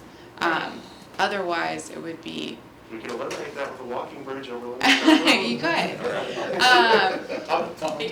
Horizontal. Yeah, you'd have to come up even further. I mean, we went to listening sessions and we heard from those folks. We went to their community and heard them say, we really want to, be able to come over there and patronize the businesses, but we have concerns about getting across the street and accessing it, so. And certainly, HRG has done a great job of making sure it's an enhanced intersection, so it's not just a crosswalk. It has PennDOT enhancements to make it safer. And to that point, we're certainly not asking them to go down to the entrance, at Garrison, what would now be Garrison and Lingelstown. We are providing right there at that corner a way to get up into the site, with giving accessibility. I will say that our landscape architects focus on universal accessibility and even 5% maximum grades in parking lots is seen throughout the site. It just ends up, it all has to tie together. And unfortunately, that grade, I think now that it's under construction, it's more noticeable than ever. We have not, trust me, we did not add any fill to that corner. We brought it down, to the tune of a significant amount of rock removal to make that happen. And so it just is, unfortunately kind of what occurs there. And I think with it being clear and no grass, it's even more noticeable than usual. Well, thanks for answering my questions. I appreciate it. Of course. And Kat, I would suggest, as you and I spoke about recently, as your landscape architect is developing the plan for the entrance feature at Progress in Lingelstown, perhaps if you could have them prepare a concept plan for distribution to the board so they can see what the finished product is going to look like. Certainly. Our current plan with the Planning Commission for Phase 3 shows all the things that have kind of, I think to look at it with the naked eye, it's hard to see all the changes unless you do an exact overlay, but it shows a current layout of where those buildings, how they interact there with a pedestrian street to that corner. And they are still working on a landscaping plan incorporating features and, there's a lot of focus on just making sure you have a placemaking, that you feel like you're in Susquehanna Township and there's a place you would take a picture with your family and post on your social media of choice or send out a Christmas card. So there's a lot of focus on that. When we said to our landscape architect we want to do a final design of this, he kindly reminded us is the most important part of the project there at the intersection. So we will share the concepts that we have. Mr. President, I'll make a motion for the financial security lease in the amount of $80,269 for the Susquehanna Union Green project. Thank you, Commissioner. Seconded by Second. Commissioner Johnson. Any other comments or questions? Hearing none. All those in favor? Aye. Opposed? Motion carries. Aye. Thank you, ladies and gentlemen. Have a good evening. I'll see you on Monday. Thanks, Or Kat. not you Thanks, on Monday, Kat. but the township. I'll be back. Tell Chris I said hello. I will. All right, item H, grease trap variance, wing basket. Dave? Yes, Commissioners. This is you've seen this before. It's a form kind of declaration of understanding and acceptance of conditions that was prepared by the authority solicitor. As is noted on the agenda, it relates to the Wing Basket, which is a restaurant at 3911 Union Deposit Road.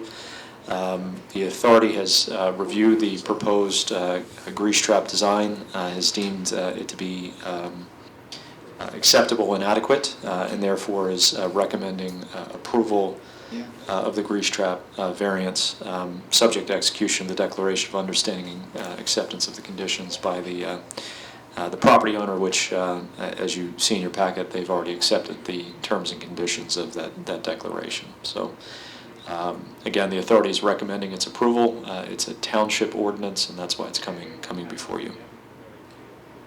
Move to approve. Second.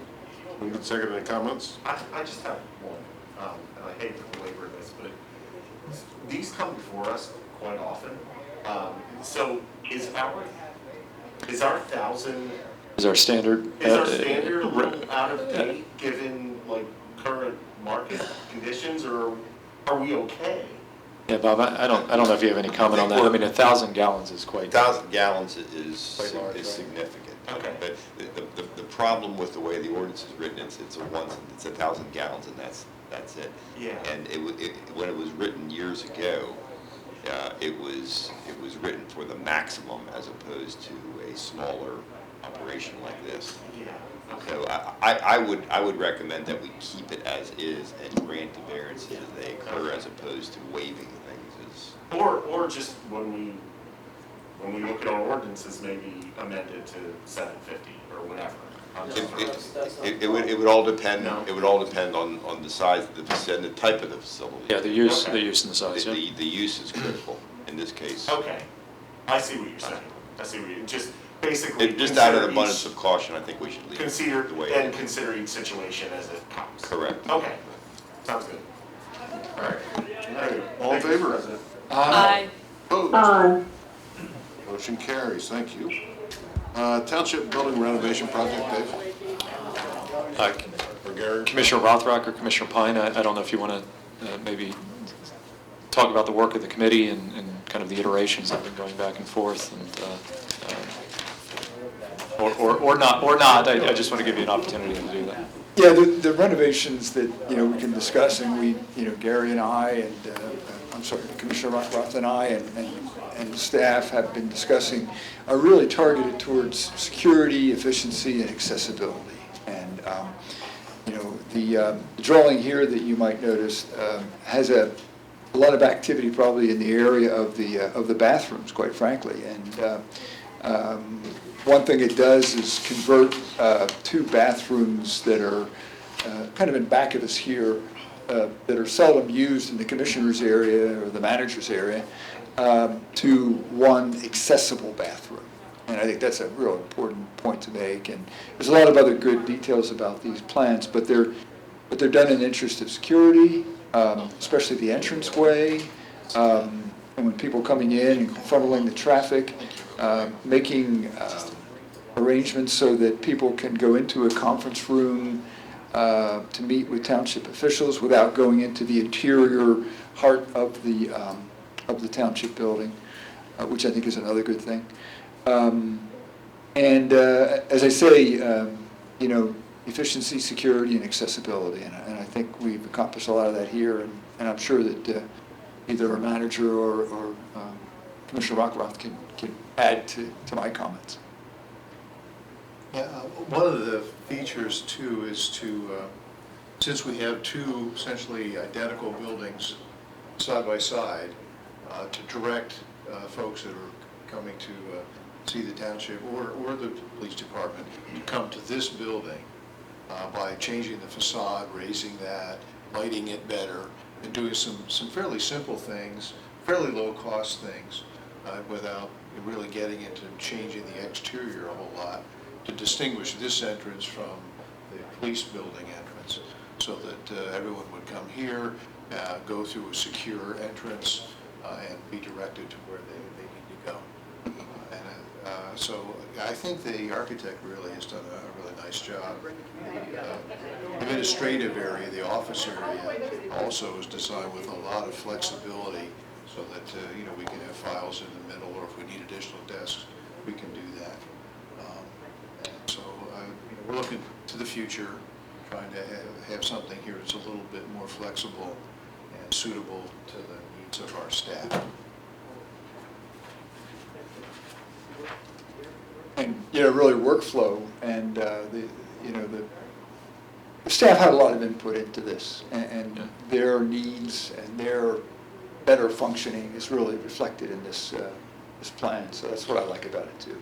I mean, just to comment on that, the design is intended, the open kind of design on the other side is intended to promote, additional kind of collaboration. The too long the township has been very siloed in terms of its functions, so this design, in terms of its open layout, not only provides the flexibility that Commissioner Pine and Commissioner Rothrock are mentioning, but also is designed in a way where there's informal kind of learning opportunities and learning environment for staff, so that we're starting to develop redundancy across functional areas.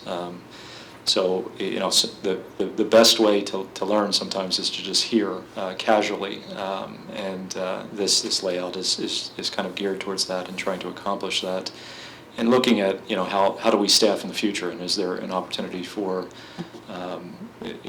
shared kind of staff across various functional areas if we're able to develop kind of capacity and depth in those various areas. So so Commissioner Rothrock and Commissioner Pine have done a great job in working with Tono, and have done it in a way that, while not insignificant from a cost perspective, is about as cost effective as I think you can possibly do something to the building. Just to provide some additional detail before you kind of consider, again, this is before you today. The bid specs have been provided to Eckert Siemens. Eckert has provided some comments on making some modifications, again, that are in our interest in kind of reducing risk as we're dealing with contractors, so that'll be incorporated into the finalized bid set. They're looking at a potential release tomorrow, and then bids being due at the end of August.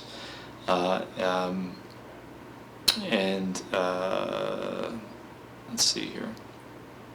Looking at an award no later than September, and then a beginning start in October.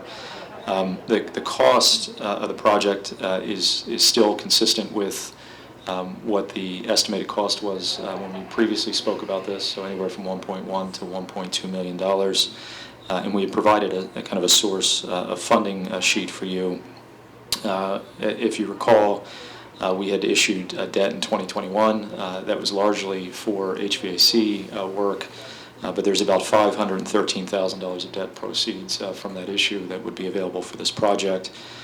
We have a small grant through Comcast as part of the franchise renewal for some of the technology improvements that are going to be implemented as part of the project. And then the balance, we would propose to use either ARPA funds, which we're still in the midst of having conversations with ZA about the potential of utilizing a portion of those, or general fund balance. There will definitely be a portion of ARPA funds that are able to be applied to this project. If we can't make a nexus from a kind of a COVID prevention standpoint, which we're going to attempt to do, there is that lost revenue kind of component. So ZA is in the process of calculating what our lost revenue is, and that is essentially not subject to any restriction for use. So again, we have the financial capacity to do the project. The committee has worked hard on this, and we're recommending a release of the bid so that we can get final numbers for your consideration and review. Great, so you're looking for authorization to release the bid at this point. And again, obviously, those numbers will come back to you as any bid does, and you'll be able to evaluate it and make modifications as you see fit. So move. Second. Second. Any comments, questions? Yeah, I have just one concern. We're experiencing a sort of high cost period of time here coming out of the COVID, and we had another project that we more or less discussed delaying going to bid on, simply because the costs are so high now that we're afraid we're going to get bids that are exorbitant, whereas if we waited a little while, we might do better. But I was wondering if our engineer could give us some feel for where that situation lies. You're absolutely correct, Commissioner. There are some crazy things going on in the construction market right now.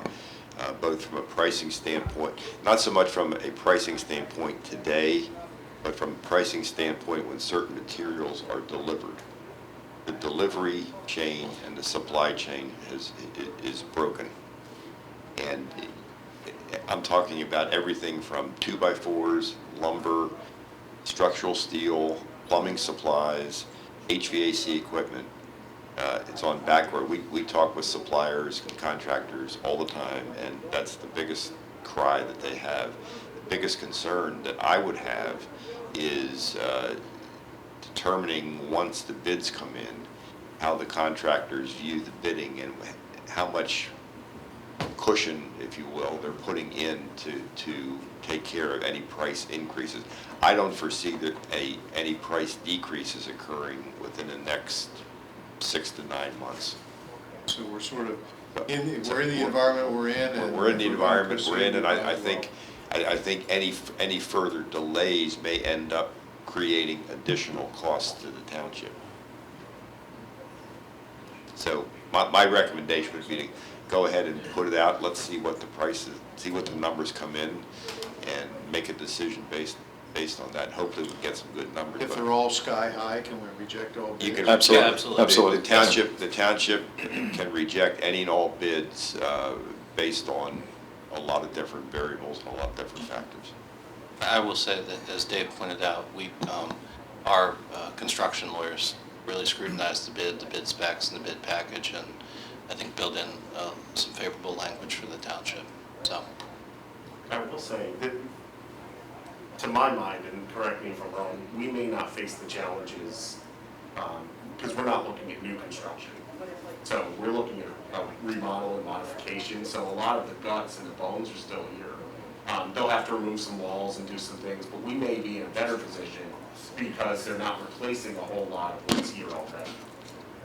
I mean, does that make sense? I mean, we will be looking at drywall, for instance, in the market, and that is going to look crazy, right? You know, so it's going to be interesting to see what they come back with. Hey, this is Commissioner Napper, and I know we did look at, the HVAC. We're looking at the IT portion of this, and then have we ever thought about a hybrid mode? You know what I mean? With a lot of employees, a lot of companies now have all this office space, and no one's working in their offices now. I mean, those are some of the things that, we can address once the bids are completed. That's all. Mr. President, I have one question. So considering that we're looking at security, and I appreciate that, I may have asked this question once before, but the conference room, that's for public, meeting with the public, does that only have one means of ingress, egress? Yes, I believe that's true. Yeah. I really think in any room where you're with the public, as we have now, you have two means of ingress and egress. Even if it's like a key card where you can go into the back office to get out. I think there was a deliberate attempt to prevent access to the inner office, except in the very controlled points, and I think that was the reason that doesn't happen there. But there may be a glass wall here. Yeah, there's glass to be able to look into the room. But you can't get out. So I'm saying somebody's standing there in front of the door doing whatever, and you want to get out of that room, you can't. Because they're in front of the door. Same problem with the offices. But the public isn't supposed to be in the offices. That's what I'm saying, this is a public meeting space. I mean, if you're okay with it, it's fine, but I'm just thinking of somebody with a weapon, I'll just say it. And I'm always thinking, you look around here, you have several ways out, and it's the same way with every room where we're going to meet with the public. Even if you go downstairs, the room where the kitchen is, you can go up the stairs or you can go out the other way. I think anytime you're in the room where public has access, you should have two ways out. And even if it is just with a key card to get into the back offices, or whatever the arrangement is. It looks like there is Two entrance exits.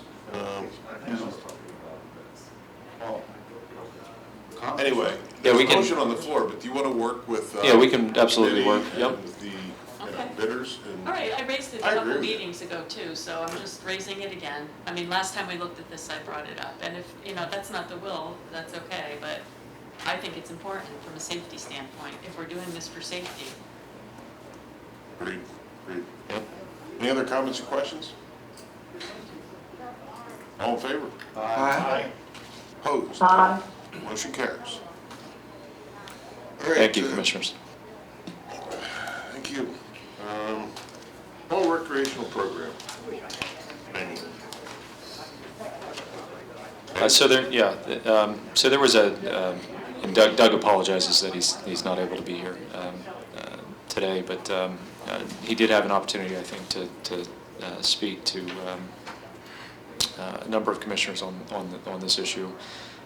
There's a memo in your packet, and he spoke a little bit about fall programming, and you had given the green light to start some of the planning associated with fall programming. So he has a slate of programs, a pretty diverse slate of programs, trying to address a variety of interest and kind of target a number of age groups. The majority of the particularly good portion of the programs are obviously outdoor programs as opposed to indoor programs, recognizing some of the uncertainty associated with what's happening from a COVID perspective.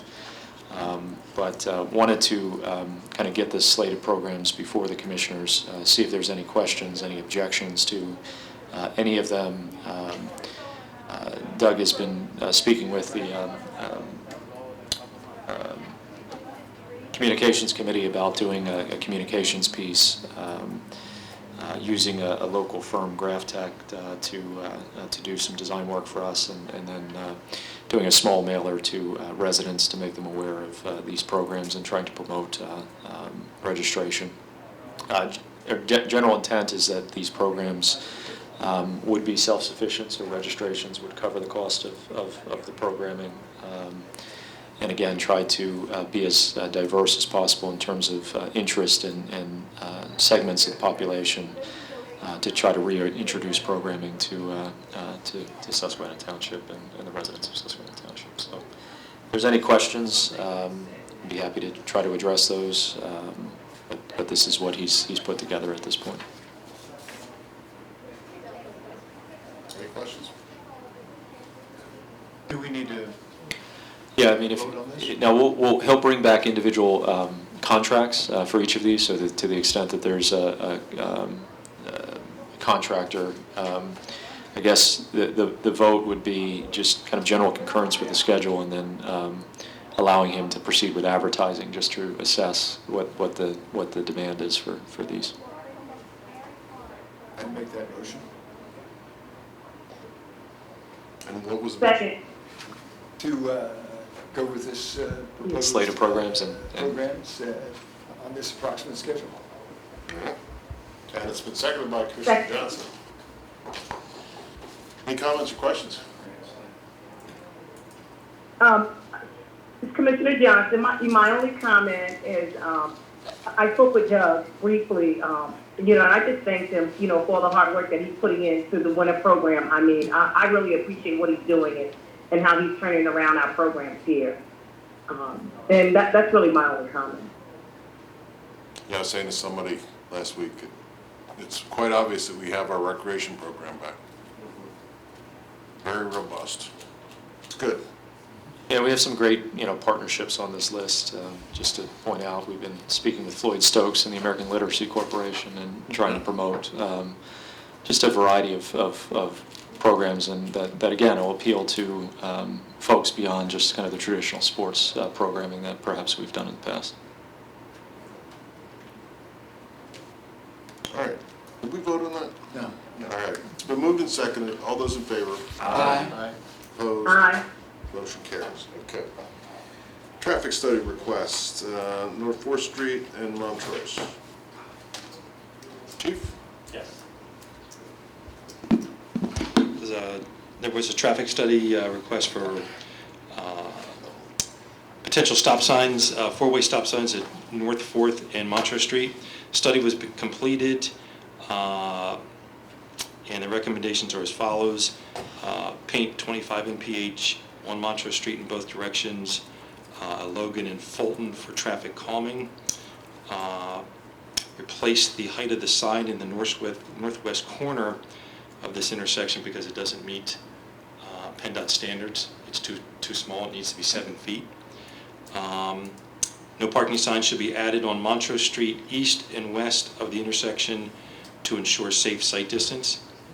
And my recommendation is lastly, in the interest of public safety, and I know Montrose Street came up a lot tonight. It does seem to be the most traveled east-west street in Montrose Park from 81 South, from Front Street over to 6th. So in the interest of public safety, I recommend a four-way stop be placed. So moved. Second. Moved and seconded. Any comments or questions?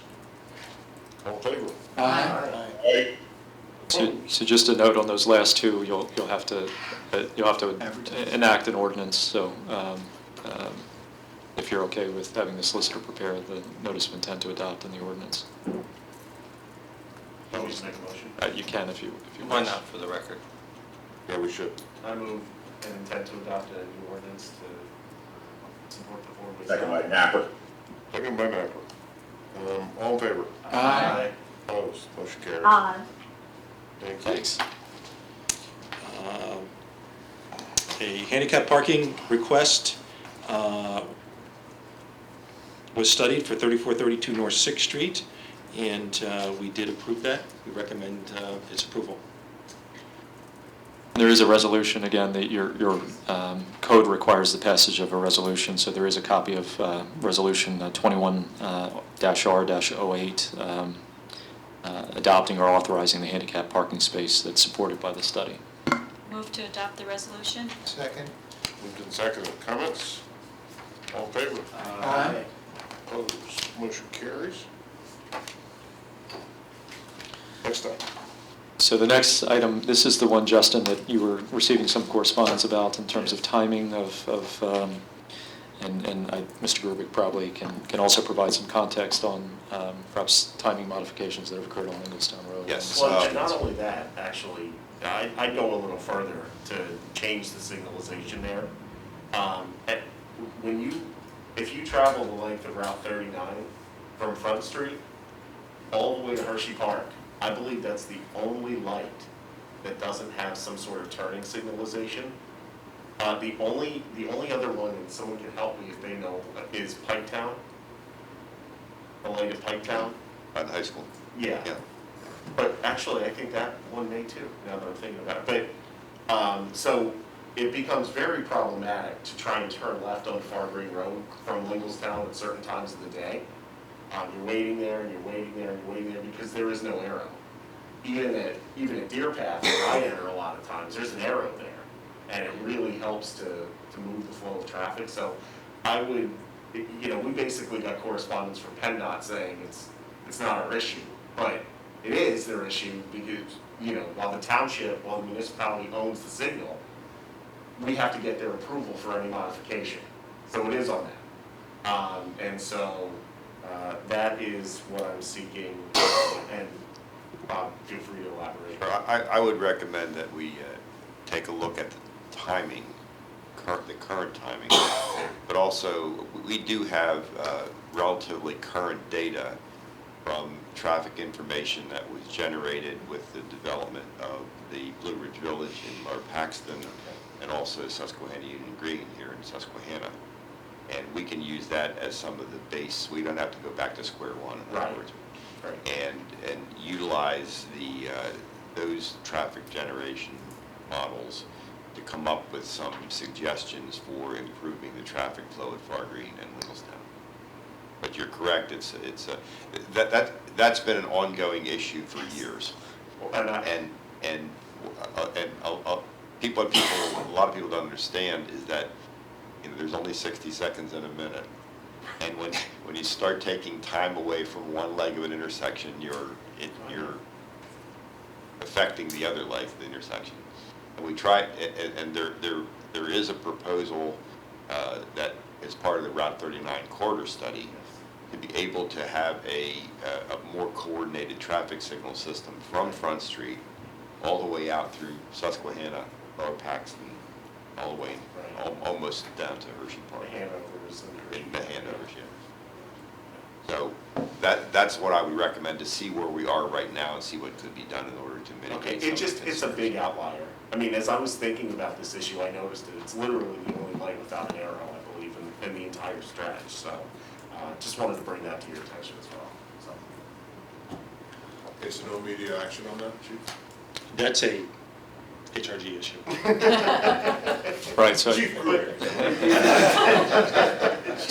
I think at this point, what we would be seeking is authorization from the board to have HRG further evaluate this, consistent with what Bob just kind of articulated. Is there a motion? Second. Any comments, all in favor? Aye. Motion carries. Aye. Steve, do you want to mention I know you said you didn't want to, and I don't want to prolong this, but the left turn movement from Sturbridge onto Linglestown Road and the backing up that's occurring at that intersection? It was just the timing of the light. But I spoke briefly to the chief, and I'm not going to add that to a traffic study. Thank you very much, though, Dave. Appreciate it. Okay. Anybody else have any traffic study? I have two questions, not traffic studies. Okay. Chief, I don't know, I think we had discussed at one time in relation to Montrose, it's already posted for the weight limits for the truck traffic. If we can, I think on Parkway they lowered the sign so it was more visible. Yes. And added reflectors, whatever they did there, I think it's helping. I went down this week because we are getting so much truck traffic on Montrose. Yeah. And I'm going to be submitting a request to Nate to improve the signage. I wanted to go down personally, look at the signage. Okay. There's really only two signs there, and they are small. Yeah. There's one off of Front Street and then there's one off of 6th Street. Right. So I think we can improve that. So I'm going to be definitely putting in a request to Nate on that. And Mr. Cratcher and I spoke about that this week. All right, thank you. And your officers have done so much work too with the service stations there Yes. and, getting them to comply with our ordinances. Yes. The one that's at the 3400 block of 6, though, it's back to the same condition. It's like the surrounding streets. And I have a question, and I don't know if this would be for you or for Dave, but it appears that they may be running like a towing service where they need to store the cars kind of long-term. I mean, do you need a special license for that? Because they don't have the room for it, obviously. So again, today on Hurlock, there's the tow truck with vehicle on the back of it and on 6th Street. It's just constant. I mean, you send the officers down and they straighten it up, but then they're back to like parking in the whole neighborhood again. Okay. I'll send the cars down tonight. If there's any violations, we'll cite them. But I don't know if there's anything special needed for the tow service per se, not to my knowledge. Yeah, I know. I think you'd need like the space to tow the vehicles, right? That you couldn't, Yes. I mean, to store them. You couldn't store Yeah. them on public streets. No. Because they'd solve their problem if they just cleared the abandoned vehicles out of the lot. Yeah. But I don't know why they won't, but Okay. I'll send cars down tonight and we will definitely revisit that. thank you. That's it. Traffic studies?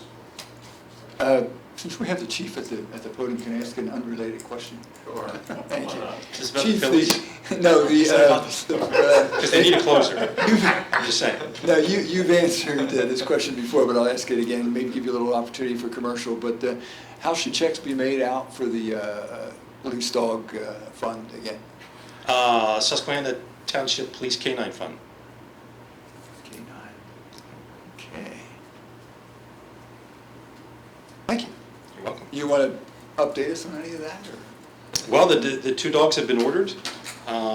The training is set for starting in September, 5 weeks for the two officers. It's going to be Officer Tyler Perry and Officer David Yannick will be the first two K-9 officers. We're getting the cars, when Mr. Grubik references, Supply chain issues. yes, it's hurting our car changeovers. We're really being delayed on our car changeovers because waiting on equipment. So, and the two K-9 cars are part of those changeovers, so, I mean, we'll be good, but it's, we would ordinarily be much further along in our car changeovers by now. But they're just sitting, waiting for those parts to arrive. Chip. Waiting for the chip. Yeah. Yeah. The only thing I wanted to clarify was mentioned earlier by Mr. Rogowski, in case anybody had a question, because he noted reportable and non-reportable accidents. And as the commissioner knows, that is a PennDOT designation, and we have the data on both. But so the difference is, to be a reportable accident, it must include either death, towing, or injury. That designates it as a reportable accident in Pennsylvania. And what that means is it goes from about a 2-sheet report to an 8-sheet report, and that report has to go to PennDOT. So PennDOT, when you hear PennDOT accident statistics, that does not include non-reportable accidents. But let's understand that you could have a formidable non-reportable accident where no one's injured and the car can barely drive away, but it can drive away. That's still just a non-reportable accident. So just because that's being studied there, I wanted you to know that.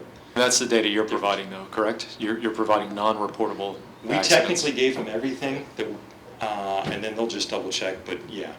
But they would not get non-reportable from PennDOT.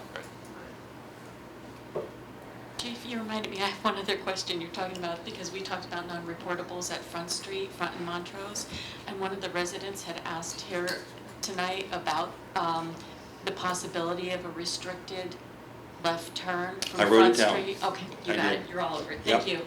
Yep, I can issue that. Yep. Thank you. That's all I have. Good. No more? No, just at least need a closer, that's it. Amen. You don't want an heiress. All right, moving on to our final next business. I've had a report that Trish Pacifico is resigning effective August 31st as chair of the zoning hearing board. She's a good public servant, she's very diligent, she did us well in her service in the zoning hearing board, and I certainly appreciate it. But now we have to find another member of the zoning hearing board. We do have an alternate, and we'd also be welcome to sign up. But we have 2 candidates so far. They seem to be very well qualified. And, but it is posted on the township website, and anybody who wishes to apply, just look there or contact your favorite commissioner, Gary Rothrock, and express your interest. So, with that said, the process will go on. We're looking at first week in August. Yeah, so we possibly interview candidates. Yeah, on the website it requests that expressions of interest be provided by July the 30th, which is a Friday, and then as President Lynch had indicated, I believe the board or a portion of the board would conduct interviews either that first week of August or the second week of August.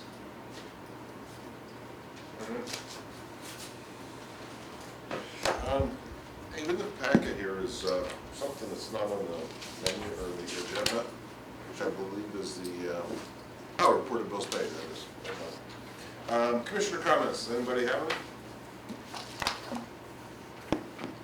Oh, yes, I have one. I'm so sorry. I have to say this. I'm sorry. I have to say happy birthday to my husband. It is his birthday today, and he's very appreciative of my dedication to the residents of my ward on here on his birthday. So, happy birthday, Joe. There. He's not Happy here. birthday, Joe. He's here. Happy birthday, Joe. I wanted to express my appreciation. You should have invited them to the meeting. Well, I should thank my son. My son took him out to dinner, so that was nice.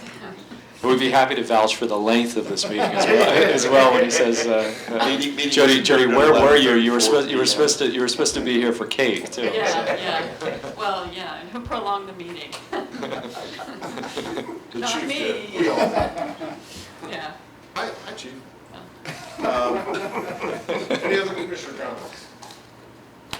All right. You want me to make? Yeah. Other business? No.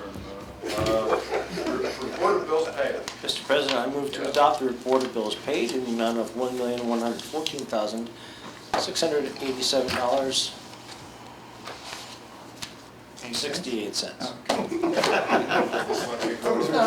Dramatic effect. There you go. Build the drama. Second? There's the second. Questions, all in favor? Aye. Motion to adjourn. Motion Aye. carries. Second? Motion and second to adjourn. And I think we're all in favor, right? Aye. Aye. Aye. We are out of here. Thank you.